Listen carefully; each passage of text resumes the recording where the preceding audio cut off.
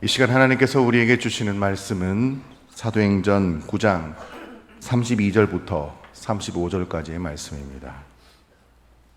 신약성경 203면에 있습니다. 사도행전 9장 32절부터 35절 말씀입니다. 제가 말씀을 봉독해 드리겠습니다. 그때에 베드로가 사방으로 두루 다니다가 룻다에 사는 성도들에게 내려갔더니 거기서 에니아라 하는 사람을 만나매 그는 중풍병으로 침상 위에 누운 지 8해라. 베드로가 이르되 에니아야, 예수 그리스도께서 너를 낫게 하시니 일어나 내 자리를 정돈하라 한데 곧 일어나니 룻다와 사론에 사는 사람들이 다 그를 보고 주께로 돌아오니라. 아멘. 오늘 말씀을 생각하면서 한번 따라하겠습니다. 내 삶과 신앙의 자리를 잘 정돈하겠습니다. 아멘. 빌립의 사마리아 전도 후에 복음 전파는 이제 예루살렘을 떠나 온 유대와 사마리아와 땅끝으로 향하는 계기가 되었습니다. 이때 교회를 향한 박해는 있었지만은 교회가 평안하게 든든하게 서가는 형편이었습니다. 이에 베드로는 당시 예루살렘 교회를 섬기고 있으면서도 유대와 갈릴리 지역 또 사마리아 지역의 교회를 순회 사역하게 된 것입니다. 그러다가 룻다에 사는 성도들에까지 내려가게 된 것입니다. 32절 보면은 그때의 베드로가 사방으로 두루 다니다가 룻다에 사는 성도들에게도 내려갔더라 그랬습니다. 룻다는 이 예루살렘 서북쪽 지중해 연안에 위치한 도시인데요. 지도를 잠시 보면은 오늘날 이름은 룻이고 예루살렘 북서쪽 약 40km 지점에 위치한 곳으로 해안 도시 욥바로부터 약 한 17, 8km 위치한 비옥한 땅으로 오늘날 보면 텔아비브 공항점에 위치해 있습니다. 이 룻다는 사마리아 지역에 위치해 있었는데요. 꽤 큰 성이었고 예루살렘 포로기 이후에는 이 사마리아의 수도가 됐던 지역입니다. 베드로는 지금 전도하기 위해서 들어갔다기보다는 이미 믿고 있는 사람들을 말씀으로 바로 세워가기 위해서 들어갔습니다. 교회가 바로 세워지고 흥황하는 것은 전도만 한다고 되는 것이 아니라 그들을 제자로 양육하고 체계적인 성경 공부를 통해서 성장시켜야 됨을 잘 보여주고 있습니다. 33절 상반절에 보면은 거기서 베드로는 에니아라 하는 사람을 만났다라고 말씀합니다. 에니아는 찬양하다라는 그런 뜻을 가진 여자가 아니라 남자입니다. 남자로서 하나님 앞에 찬양을 하나님 앞에 드리는 그런 사람이었는데요. 그런데 이 에니아의 상태가 굉장히 심각함을 볼 수가 있습니다. 33절 하반절에 보면은 그는 중풍병으로 침상 위에 누운 지 8해라 그랬습니다. 중풍병으로 침상에서 누운 지 8년이 지났다는 것은 매우 위중하고 또 고질적인 질병을 가지고 있었다라는 거죠. 통상적으로 중풍은 이 뇌가 손상되어서 더 이상 회복하기는 힘든 질병으로 알려져 있습니다. 그래서 운동 장애가 일어나고 감각이 장애가 일어나고 또 언어 장애가 일어나고 나중에 의식까지 장애가 일어나는 그런 질병입니다. 현대의학으로 중풍은 약간의 회복이나 악화의 지연만 가능할 뿐 완전한 치유는 불가능하기 때문에 그렇게 누웠다가 인생을 마감해야 되는 그런 비참한 인생이죠. 이런 에니아에게 베드로를 통해서 기적적으로 하나님께서는 치유하시고 일어나 내 자리를 정돈하라고 말씀합니다. 그렇다면 오늘 본문에서 우리에게 주시는 영적인 이 메시지, 그 의미는 무엇이겠습니까? 먼저 예수님께서 치유하신다라는 사실을 잘 보여주고 있습니다. 34절 상반절에 베드로가 이르되 애니야야 예수 그리스도께서 너를 낫게 하시니 그랬습니다. 이 베드로가 자신의 능력이 아닌 예수 그리스도의 능력으로 이적을 행한 것이다라는 것을 알 수가 있습니다. 베드로는 단지 예수님의 치유하신 능력을 위임받았을 뿐입니다. 우리의 능력은 내게 능력 주시는 예수님 안에서만 가능합니다. 나는 할 수 없지만 예수님께서는 하시는 것입니다. 우리 주님은 우리에게 예수의 이름으로 치유하는 사역을 제자들에게 위임하셨고 또 우리에게 위임하셨다는 것을 우리가 기억해야만 될 것입니다. 그 말씀이 마태복음 10장 1절 말씀인데요. 같이 한번 읽어보겠습니다. 시작. 예수께서 그의 12제자를 부르사 더러운 귀신을 쫓아내며 모든 병과 모든 악한 것을 고치는 권능을 주시니라. 아멘. 위임을 받았으면은 사용해야 효력이 발생합니다. 아무리 좋은 기계, 아무리 좋은 자동차가 있더라도 사용하지 않으면은 그것은 효력을 발생하지 못하게 되는 거죠. 베드로가 예수님의 치유 사역을 위임받았다는 확실한 믿음을 가졌기에 베드로는 예수의 이름으로 애니야의 질병에 대해서 치유를 선포할 수 있게 된 것입니다. 베드로는 3년 동안이나 예수님과 같이 다니면서 예수님께서 치유하시는 것을 보았고 예수님께서 종종 자기들을 보내어서 치유하게 하신 그것을 치유를 위임하게 하는 것을 경험하기도 했습니다. 오순절 이후에는 성전 미문에서 구걸하고 있던 어릴 때부터 걷지 못하던 사람에게 베드로가 유명한 선포를 하죠. 사도행전 3장 6절 말씀에 베드로가 이르되 은과 금은 내게 없거니와 내게 있는 이것을 내게 주노니 나사렛 예수 그리스도의 이름으로 일어나 걸어라 이렇게 말씀합니다.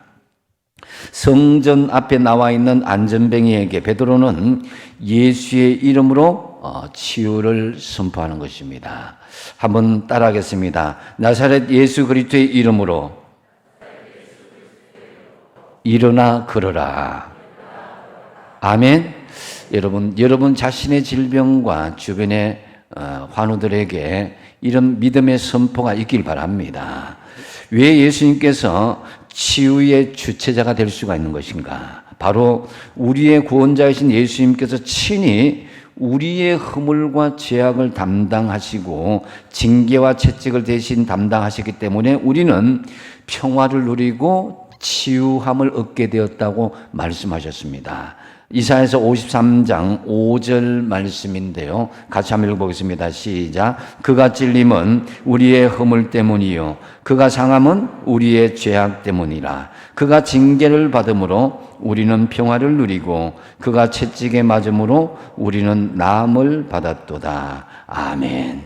주님의 십자가의 찔림은 우리의 허물 때문이고 예수님께서 피와 물을 쏟으시고 십자가에 돌아가시게 된 것은 우리의 죄악 때문인 것을 말씀합니다. 또한 예수님께서 징계를 대신 받고 채찍을 대신 맞으심으로 우리가 평화를 누리고 또 채찍에 맞음으로 나음을 받았도다라고 말씀합니다.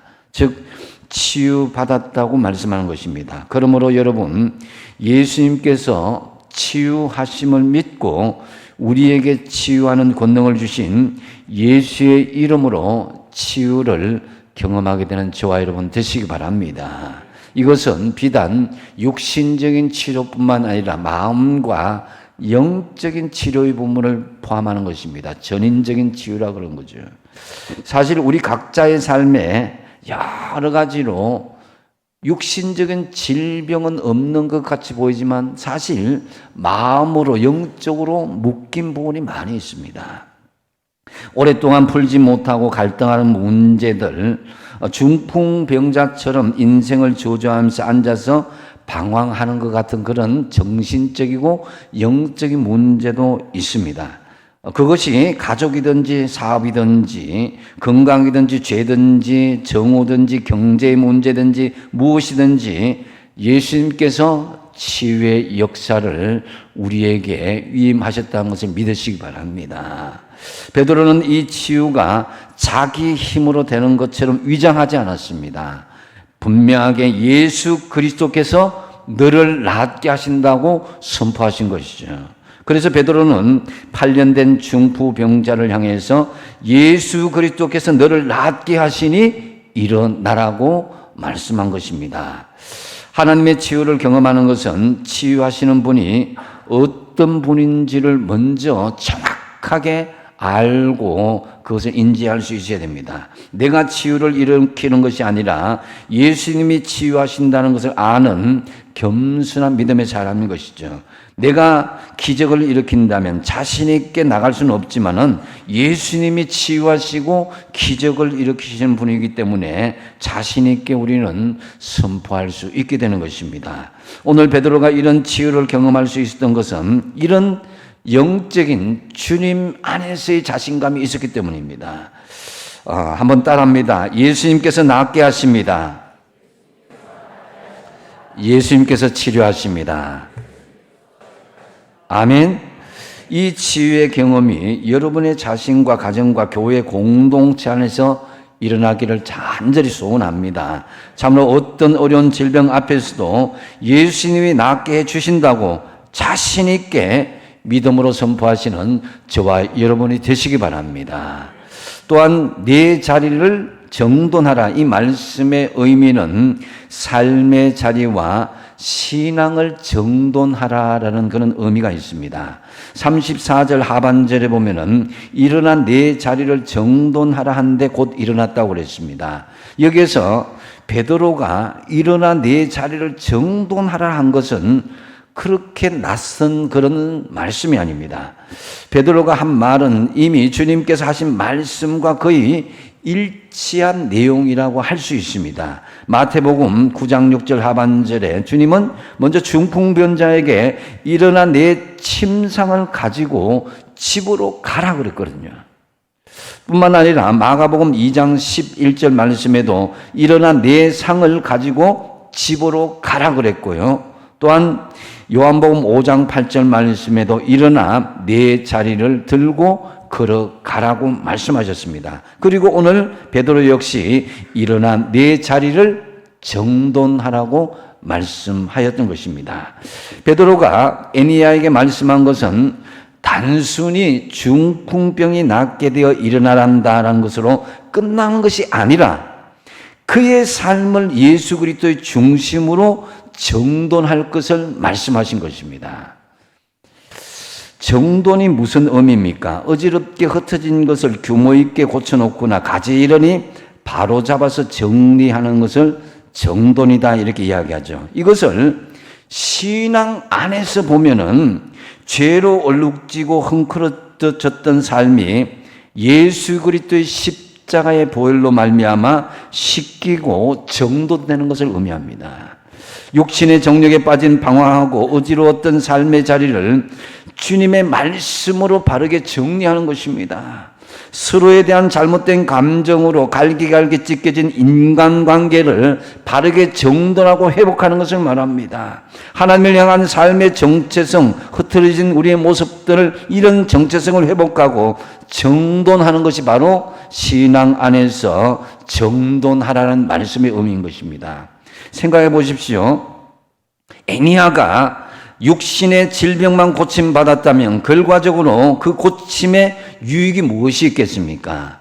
건강해진 몸으로 육신의 정욕과 안목의 정욕과 이생의 자랑에 따라서 살게 된다면은 그 육신에 치료받은 궁극적인 유익이 뭐냐 이겁니다. 건강한 육신으로 죄를 더 짓는 것보다는 차라리 병듦으로 죄를 짓지 않는 것이 더 낫지 않겠나 이겁니다. 그래서 신앙생활의 첫 출발은 영적인 회개와 더불어 이제까지 살아온 삶을 정리하는 것이 우선되어야 된다는 거죠. 우선 예수님을 온전히 믿기 이전에 습관과 관습, 관행들, 언어 생활들 이런 것을 정리할 수 있어야 됩니다. 버릴 것은 버려야 되는 거예요. 무작정 육신적인 질병과 치유가 우선이 아니라는 것입니다. 바울은 고린도전서 13장 11절에 자신의 믿음을 이렇게 고백하고 있습니다. 내가 어렸을 때 예수 믿기 전에 이거예요. 예수님을 영접하기 전에는 말하는 것이 어린아이와 같고 깨닫는 것이 어린아이와 같고 생각하는 것이 어린아이와 같다가 예수를 영접하여서 장성한 사람이 되어서는 어린아이의 일을 버렸노라고 그랬습니다. 이 고백이 저와 여러분의 고백이 되시기 바랍니다. 어린이의 삶과 장성한 사람의 삶은 분명히 많이 다릅니다.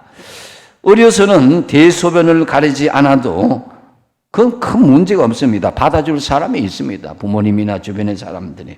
그러나 어른이 되어서까지 그렇게 해서는 안 되죠. 어린아이는 길바닥에서 떼쓰며 울며 이렇게 해도 상관없습니다. 그러나 어른이 되어서는 그렇게 해서는 안 되는 거예요.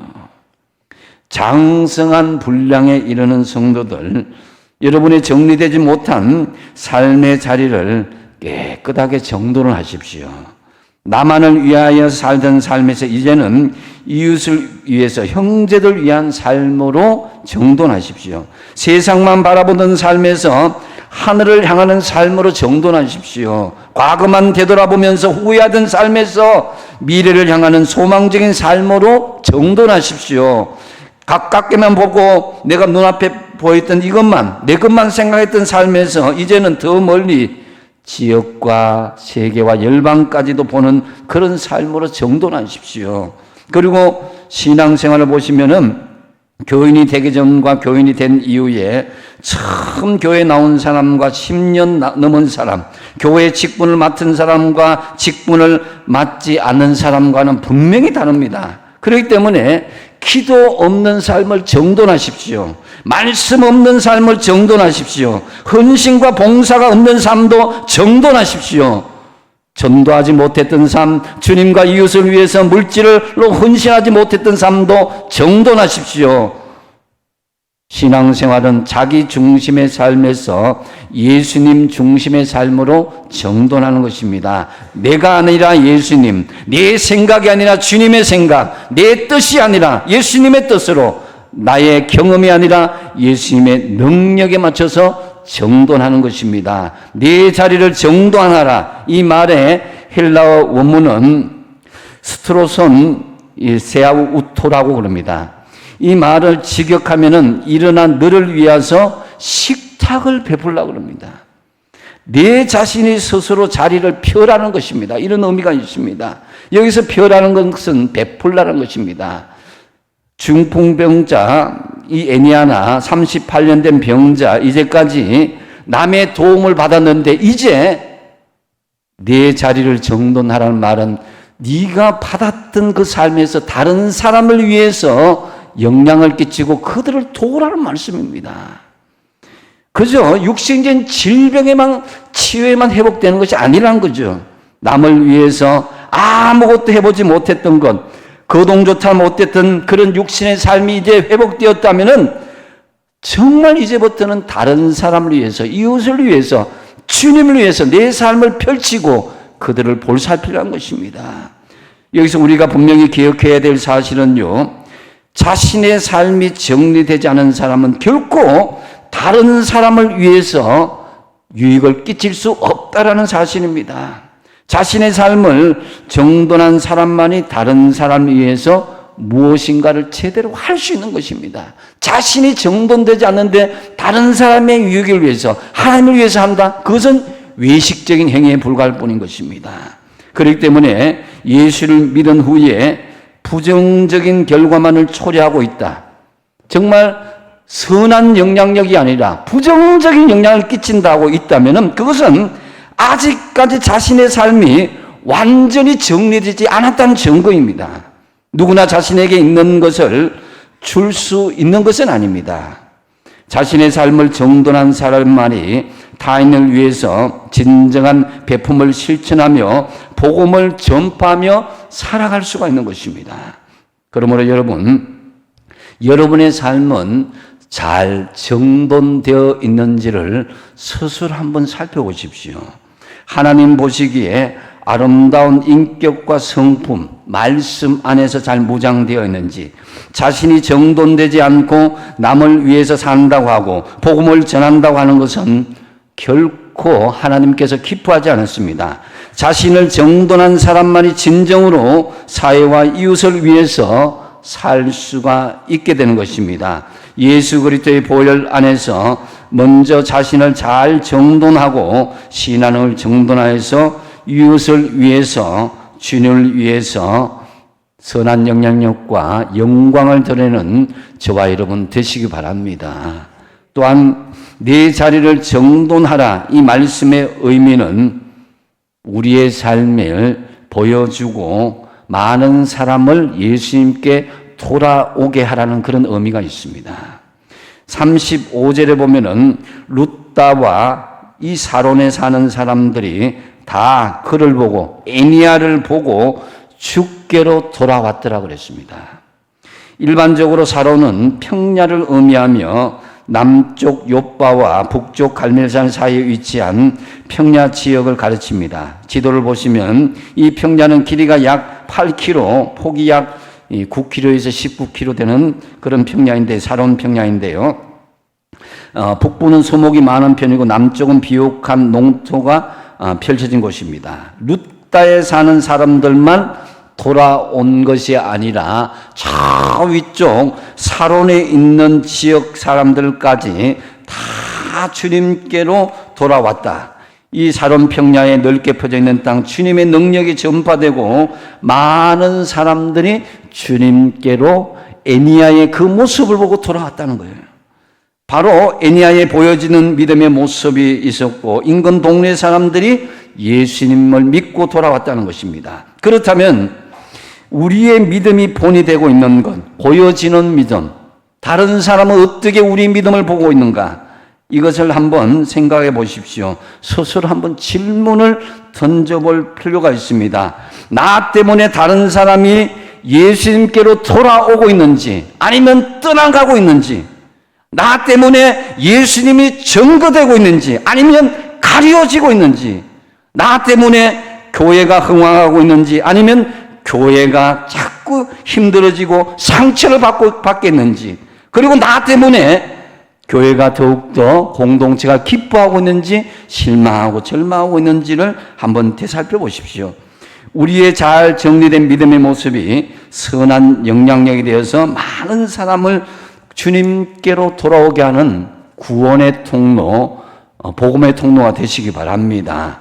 여기서 주께로 돌아오니라 하는 말씀, 헬라어로는요 에피스트로의 포라고 그럽니다. 이는 방향을 돌리다라는 의미와 함께 되돌아가다, 복귀하다라는 그런 의미입니다. 즉 하나님을 향해서 방향만 바꾸는 것이 아니라 하나님을 향해서 원래의 믿음의 위치로 되돌아가는 것을 의미하는 것이에요. 우리는 누군가가 죽었을 때에 돌아가셨다라고 이야기합니다. 이것은 성경적인 의미에서도 많이 표현되고 있는데요. 전도서 12장 7절 말씀에 흙은 여전히 땅으로 돌아가고 영은 그것을 주신 하나님께로 돌아가는 그것을 기억하라는 것입니다. 우리는 하나님께로 돌아가야만 됩니다. 그래서 우리에게 있어서 돌아간다는 것은 그 영혼이 우선 하나님께로 돌아가는 것인데요. 히브리서 11장 16절 말씀을 같이 한번 읽어보겠습니다. 시작. 그들이 이제는 더 나은 본향을 사모하니 곧 하늘에 있는 것이라. 이러므로 하나님이 그들의 하나님이라 이끌음을 받으심을 부끄러워하지 아니하시고 그들을 위하여 한 성을 예비하셨느니라. 할렐루야. 하나님께서 하늘나라의 집을 예비하셨다는 것입니다. 하나님께서 우리가 구원을 받는 것을 부끄러워하지 않는다는 것입니다. 왜냐? 하나님을 우리가 나타내고 예수 안에서 그 믿음의 복음의 진리를 드러냈기 때문입니다. 그러나 반면 뒤집어 보면 하나님이 우리를 부끄러워할 수도 있다는 것입니다. 지옥 가는 인생이 될 수도 있다는 것입니다. 우리는 돌아갈 곳이 있는 사람들, 영원한 하나님 나라에 돌아갈 사람들처럼 행동하고 말할 수 있어야 됩니다. 그것이 하나님의 뜻이기 때문입니다. 우리는 삶을 잘 살았을 때 하나님이 기뻐하시고 나중에는 상까지, 하늘의 상까지 주시는 이심을 기억하라고 히브리서 11장 6절에 말씀하고 있는데요. 이 세상에 사는 모든 사람들은 그들의 주인이신 하나님께로 되돌아가야 할 날이 있음을 잊지 말아야 됩니다. 근데 어떤 사람은, 불신자들은 하나님 앞에 정죄되고 심판받아서 지옥에 가게 되지만, 성도들은 이 땅에서 모든 수고를 마치고 상 주실 하나님 앞에 반드시 서게 될 것입니다. 하늘나라 상 주실 것을 기대하며 산다는 것은, 다시 말씀드리지만 우리의 믿음이 잘 정돈되어서 믿음의 본을 보일 때 구원받는 사람들이 주님께로 돌아오는 증거가 될 수 있어야 된다는 거죠. 중세 아시시의 성 프란시스코, 너무나 정말 그 영이 깨끗해서 새와도 동물과도 이야기했던 유명한 일화가 있죠. 근데 이 아시시의 성자 프란시스코의 별명은 작은 예수였습니다. 이 그림을 보면 아주 좀 초라하게 볼지 몰라도 이 갑부의 아들로 태어나서 예수 그리스도를 영접한 프란시스코는 물려받은 모든 재산을 가난한 사람들에게 다 나눠주었습니다. 그리고 가난한 사람들과 거지들의 친구가 되었습니다. 그런데 한 번은 이 프란시스코가 자기를 따르는 제자들 몇 사람을 데리고 함께 전도하러 가자, 이렇게 했습니다. 제자들은 기쁜 마음으로 프란시스코를 따라 나섰습니다. 거리로 나간 프란시스코는 당연히 복음을 전도하며 예수 믿으라고 선포를 해야 되는데 말 한마디 하지 않고 동네 한 바퀴 휙 돌고 바로 집으로 돌아갔다고 합니다. 이상하게 생각한 제자들이 선생님 왜 전도는 하지 않습니까? 이렇게 여쭤봤답니다. 그러자 프란시스코는 지나가는 우리를 보고도 믿지 않는 것이라면 우리가 말한다고 해도 믿지 않을 것이다, 이렇게 유명한 말을 했습니다. 무슨 뜻이겠습니까? 예수 믿는 사람, 그리스도인들이 삶을 통해서 주님을 보여주지 못한다면 우리가 아무리 말을 한다고 해도 그 사람들이 우리를 믿지 않을 것이라는 것입니다. 우리는 보여주는, 세상에 보여지는 우리의 믿음의 모습들, 그리스도의 향기와 예수 그리스도의 흔적이 어떤 것인가를 잘 생각하시기 바랍니다. 우리는 언제 우리의 삶을 통해서 그리스도인다운 삶을 보여줄 수가 있겠습니까? 그것은 바로 예수 그리스도 안에서 우리의 삶이 안정되었을 때, 잘 정돈되었을 때입니다. 35절에 룻다와 사론에 있는 사람들이 다 그를 보고 주께로 돌아오니라 그랬습니다. 에니야의 치유하는 그 믿음과 그 삶을 보면서 주변 사람들이 주님께로 돌아왔다고 그랬습니다. 다시 새로운 삶을 살게 된 에니야의 삶은 사람들에게 복음으로 돌아오도록 영향을 미쳤다는 것입니다. 주님께서 치유하신 것은 에니야 혼자만을 위한 것이 아니었습니다. 치유를 통해서 하나님의 살아계심을 보여주고 사람들을 주님께로 돌아오도록 하는 하나님의 계획하심과 뜻이 있음을 보여주셨습니다. 그러므로 여러분, 주 안에 예수 믿지 않는 사람이 예수님께 돌아오게 하기 위해서라도 우리는 치유를 위해서 기도해야 되고, 주님께서 치유하신 그 능력을 보여주면서 간증할 수 있는 저와 여러분 되시기 바랍니다. 오늘 여러분의 몸이 좀 더 완전히 치유되고 회복되기를 위해서 기도한다면은 그것은 나만의 회복과 치유가 아니라 믿지 않는 많은 사람들이 기대와 소망을 가지고 예수 그리스도로 돌아오는 그런 시작점이 되고 희망을 주는 접촉점이 될 것입니다. 그래서 주변의 많은 환자들을 위해서 더 간절히 기도하시고 치유와 회복을 위해서 더 그것이 우리에게 몸소 경험된다면은 주님의 살아계심을 보여주면서 주변의 사람들을 주님께로 돌아오도록 하는 가벼 역할이 된다는 거죠. 참으로 여러분의 삶과 신앙이 잘 정돈되어서 사람들에게 본을 보여줄 뿐만 아니라 치유와 회복을 통해서 많은 사람들을 예수님께로 돌아오도록 힘쓰시는 저와 여러분 되시기 바랍니다. 이 말씀을 맺습니다. 오늘 주님께서 말씀하시는 내 자리를 정돈하라. 이 영적인 메시지를 잘 기억하십시오. 첫 번째가 뭡니까? 누가 치유하신다? 예수님께서 치유의 주차자가 되신다는 것이죠. 내가 아닙니다.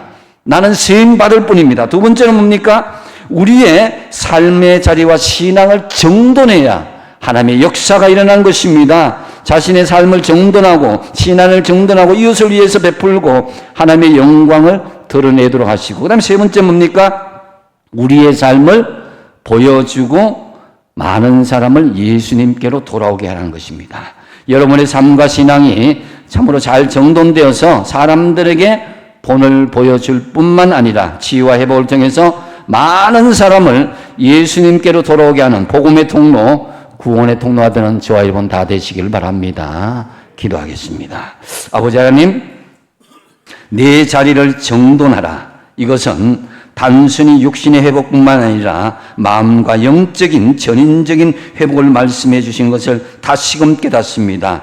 에니야를 치유하신 하나님 아버지, 이제 우리가 결단합니다. 우리의 삶과 신앙을 잘 정돈하여서 예수님의 치유를 경험하게 함으로써 많은 사람을 주님께로 돌아오도록 하는 구원의 통로, 축복의 통로, 복음의 통로가 되게 하여 주시옵소서.